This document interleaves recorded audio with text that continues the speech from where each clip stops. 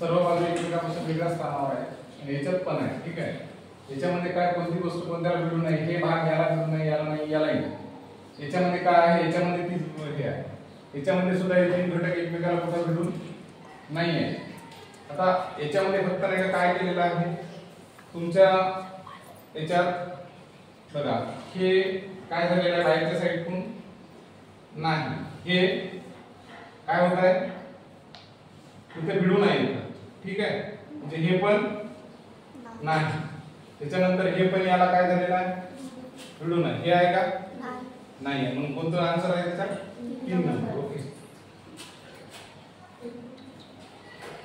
याच्यात काय असेल लॉजिक सांगा.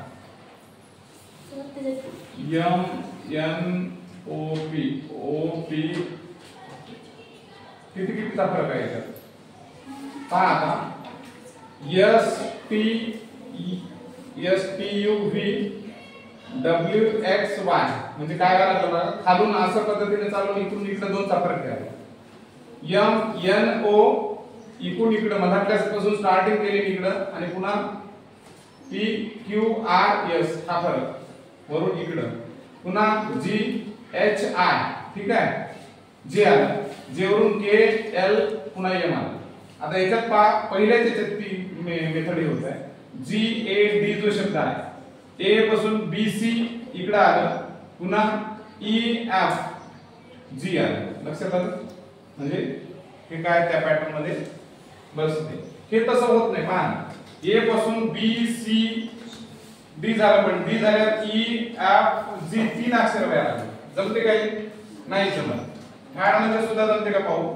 ए पासून बी सी हे तरी आलं पण इथे ई एफ जी ई झाल्यावर एकच फरक यायला लागला म्हणजे हे जमन. आणि शेवटचं जी एम जे समजा M N O P Q याचा काही प्रश्न नाही विशेष समजा. म्हणजे कोणतं उत्तर आहे 1 नंबरचा हा पॅटर्न याला पण लागू. नंतर ए सी एफ जे आणि ओ याच्यात फरक पाहू. ए पासून नाही का हे किती झालं बी चा एक फरक, इथं डी ई चा फरक, इथं जी एच आय चा फरक 3 चा, इथं कितीचा फरक पाहिजे के एल एम एन झालं की ओ आला. ओ झाल्यावर आता फरक पाहिजे 5 चा. O P Q R S T T झाल्यावरचा अंक जो येतो तो यू येतो आणि यू आपला इथं आहे. लक्षात येतंय.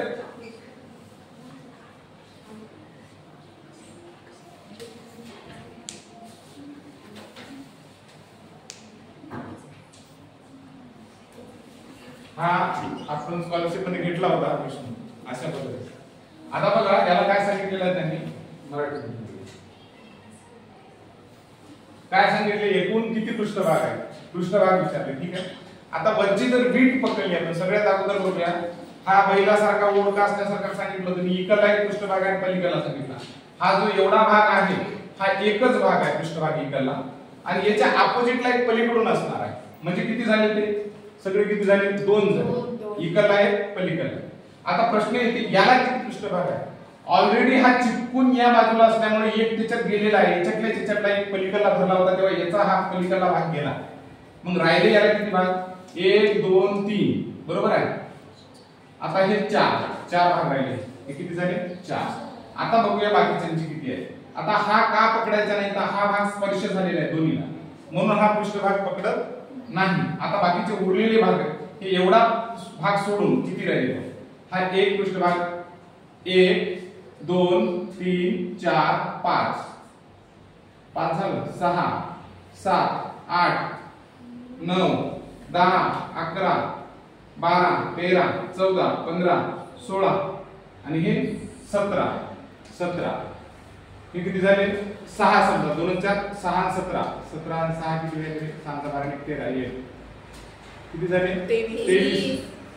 आपल्याला किती पृष्ठभाग भेटले 23 आले का सर्वांचे. बघा आता